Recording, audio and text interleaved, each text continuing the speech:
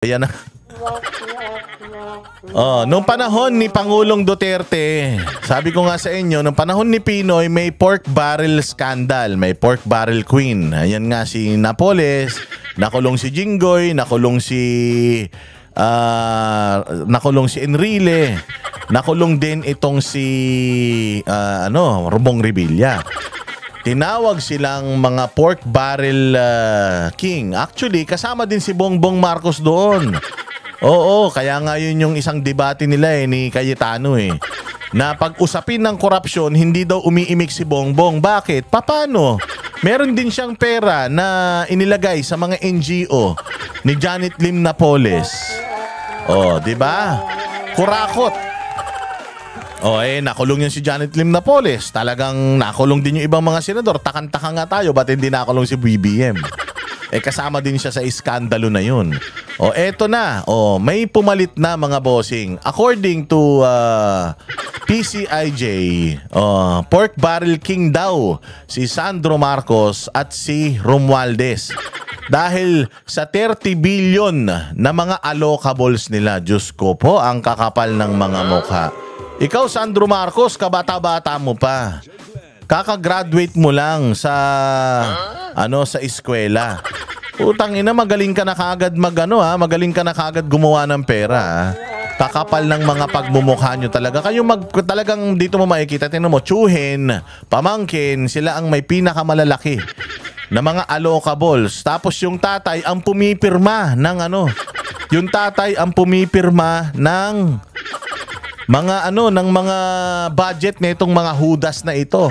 Makikita mo ba, kasama ba si Saldico diyan sa Pork Barrel King? Wala. Alam mo kung bakit? Kasi si Saldico, yun lang ang inuutusan nila Si Martin Romualdez, yung pinuno ng scam na yan, ng iskandalo na yan. Siya ang utak ng lahat ng yan, tapos ifinifeed niya yung impormasyon na yan doon sa pipirma. Sino? May porsyente, syempre, yung pipirma, putya, ikaw ang approver. Tapos wala kang kikitain. Itong nakakatawa, yung majority floor leader, putya, may sarili rin siyang sindikato. So talagang dito, departamento ng pagnanakaw sa Pilipinas, si Romualdez ang utak, tapos si Sandro Marcos, ang tagagawa nila, ang errand boy nila, utusan nila, si Zaldico. Kaya nga daming alam ni Zaldico Kasi kung si Zaldico magnanakaw din siya, maglalagay din siya ng mga allocables niya. Syempre papagalitan siya ng mga ganid mga swapang. Sasabihin na, hoy, anong allocable? Di ka naman membro ng pamilya, pasahod ka lang namin. Ano ang sinasahod ni Zaldico sa kanila? Yung mga kontraktor mo, yung mga kumpanya mo na mga Sunwest na yan, yung mga construction firm mo, diyan natin ilalagay lahat. So kikita ka na. Kikita na yung kumpanya mo, tapos makikihati ka pa dito. Kaya nga yung sinasabi natin na itong si Zaldico. Si Zaldico si Zaldico pwedeng hindi na siya nakinabang dito sa mga ninanakaw na pera na to. Kasi nga nakikinabang na siya dahil yung mga yung pina-funnel yung pera doon sa mga construction firms niya. Gagawa ng mga substandard na mga proyekto, gagawa mga ghost projects. So doon pa lang may kita na siya. Kasabwat pa din siya. Pero sa totoo lang, talagang kung kumparahin mo yung kinikita niya sa kinikita nitong pamilya Pamilya Marcos Romualdez sa syndicate na ito, yung kanya talaga, ambon na lang, barya na lang, at proseso na yung kanya. Nakakahiya, nasisi tayo ng sisi sa mga Duterte, sisi tayo ng sisi kay Inday Sara, na may may mga pagnanakaw sa kanila, may ganito, confidential funds, 100 million, 600 plus million. Tapos ang budget ng opisina niya, wala pang 1 bilyon. Mas malaki pa actually yung allocables netong mga hudas na ito. Pangalawa si Inday Sara sa pinakamalakas, pinakamataas na posisyon sa Pilipinas, pero walang 1 bilyon yung budget niya sa isang taon. Ang budget natin sa flood control project, 1.5 billion araw-araw. Araw-araw yun Samantalang itong opisina ng Vice President, ang daming natutulungan yun. Walang 1 bilyon isang taon. Nasaan ang hustisya dyan? O hindi ba talagang tinitipid nila ang Office of the Vice President para hindi mag-perform ng extra mile. Kumbaga hindi maging magaling ang opisina. Titipirin mo, sabi nga nila, pag tinipid mo sa nutrisyon ang isang bata, talagang mahina ang pangangatawan niyan. So, pinapatay talaga nila ang function ng OVP para hindi mag-shine si Inday Sara. Kaya ganun lang budget. Mantakin mo 30 billion allocables, tumambad. Ano ba kasi ang allocable? Kayo talaga. Ano ba ang allocable? Para lang sa kaintindihan natin, ang allocable ay amount inserted in the budget usually inside DPWH projects earmarked for a specific congressman or senator even if their names does not publicly appear in the document. Kaya nga 'di ba? Yun yung sinasabi nila nung una. Bakit hindi mo nilagay sa NEP? Bakit nilagay mo pa sa insertion? Ba't nilagay mo pa sa BICAM? Kasi nga, sabi nga nila, sa may NEP, isa lang ang masisisi dyan. Presidente. Pero pag nilagay mo yan doon sa BICAM, maraming membro yung BICAM na yan. At saka hindi ikaw ang nag-oversee noong nung committee na yon. So, pwede silang masisi. Pero kung meron na kayong sistematiko nga na sindikato, yung BICAM, since alam naman nila na pipirmahan mo kahit anong katarantaduang gawin nila doon, pipirmahan mo pa din, hindi sila mabibisto kasi nga magkakasapakat kayo. Diba? So ngayon, nilalagay yon sa DPWH yung mga proyekto na yon, yung mga pera na yan, nilalagay sa DPWH, naka-earmark yan. Ibig sabihin, kumbaga naka-reserva yan. Yung pera naka-reserva sa congressman. Halimbawa, naka-earmark itong 100 billion kay Sandro Marcos. Kanya yan. Hindi mo pwedeng galawin yan. Ayan yun, not requested by the agency. Hindi ni-request ng DPWH yan. Pera yan na inilalagay nila sa DPWH. Kumbaga, ang DPWH, meron talaga silang function. May budget talaga sila. Tapos ngayon may mga proyekto yung DPWH na may pondo na. May mga proyekto naman, listahan ng proyekto yung mga DPWH na wala pang pondo na nire-request ng mga LGU, nire-request ng mga distrito. Andiyan lang yan, naka-prepare lang yan. So ngayon, ang gagawin ko, halimbawa, hindi ko sinasabing ganito ginawa ni Sandro. Pero para lang maintindihan ninyo, meron akong i-insert, meron akong ilalagay na 100 bilyon dahil sa akin yun eh. Ngayon, ilalagay nila yun kay DPWH. Si DPWH ngayon mamimili noong mga projects na hindi pa napopondohan, doon ilalagay yung budget na para kay congressman. Pag inilagay doon yung budget para kay congressman, ayan na. Yung mga kontraktor na nanalo ng mga bid na yon, ng mga proyekto na yon, magbibigay na ng kanilang mga payola. Yan na nga yung sinasabi ni Alcantara di ba? At saka ni Benaventura. Magbibigay na sila doon sa mga mag-a-advance na yung congressman kahit wala pa yung pera, wala pa yung proyekto, nag-a-advance na si congressman. Basta yan ngayon yung sisingilin ng DPWH ngayon sa ADB. Sa Department of Budget of the Philippines, DBM. Yan yung kukuhanan nila ng pera, i-allocate nila dyan. Pero gagawin ni contractor, ghost project o kaya substandard dyan. So yun yung yun yung gist, yun yung logic na itong allocable na ito. Sa mga hindi masyadong maalam, ako rin kasi hindi maalam, nagbasa-basa lang din ako eh. So ngayon, hindi yan nakalist sa National Expenditure Program or NEP. Usually added during House or BICAM deliberations. Yung sila-sila na lang, walang nakakaalam na iba. So talagang talagang pwede kang maglagay ng pagnanakaw dito. Actually, kung itong mga allocables na to, itong mga kasi para siyang nagiging pork barrel kasi nga pera na siya na hawak mo eh. Tas yung pera na yan na hawak mo, pwede mong gamitin yan eh. Pwede mong gamitin sa proyekto, pwede mong hindi gamitin sa proyekto, basta sa'yo na yan.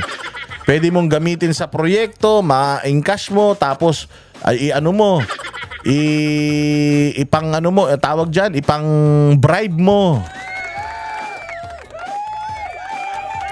Ginagamit ito sa mga infrastructure projects in the lawmakers district o functions like discretionary funds because the lawmaker influence where and how the money will be used.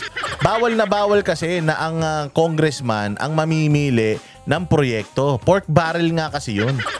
O ngayon, ginawa nila yung pork barrel, binawal na yan ni nila Greco Bellica doon sa Presidential Anti-Corruption Commission.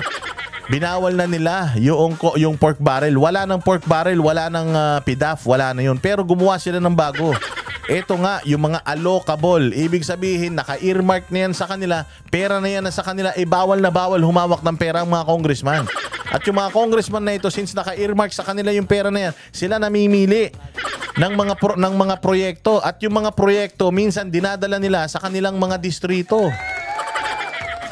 Kasi lugi ka talaga dyan. Halimbawa, katulad dyan, tatay mo, presidente, uncle mo, Speaker of the House, tapos ikaw, majority floor leader ka, tapos mayroon kang distrito, ang liit-liit ng distrito mo, hindi naman kumikita yung distrito mo. Wala namang ambag yung distrito mo sa kinikita ng Pilipinas. Napakaliit na yung pinapasok na pera ng distrito mo. Tapos lahat ng proyekto nasa distrito mo. Bawat kanto sa distrito mo may mga kung ano-anong mga infrastruktura. Samantalang liblib naman yung distrito mo. Dito mo makikita, alam mo yung mga bossing, yung mga cat's eye. Nakikita mo yung cat's eye, yung umiilaw sa kalsada tuwing gabi. Usually nilalagay yan doon sa mga walang ilaw na mga lugar. Pero makita mo, pumunta ka dyan sa Makati, tingnan mo yung kalsada, ang liwa-liwanag ng kalsada, may cat's eye. Tarantado, di ba? Minsan nga kahit yung kalsada na one way, may cat's eye pa eh. Ganun kakurap ang mga hudas na yan. So, yun ang problema sa pork barrel. Okay? Yun ang problema sa mga allocables.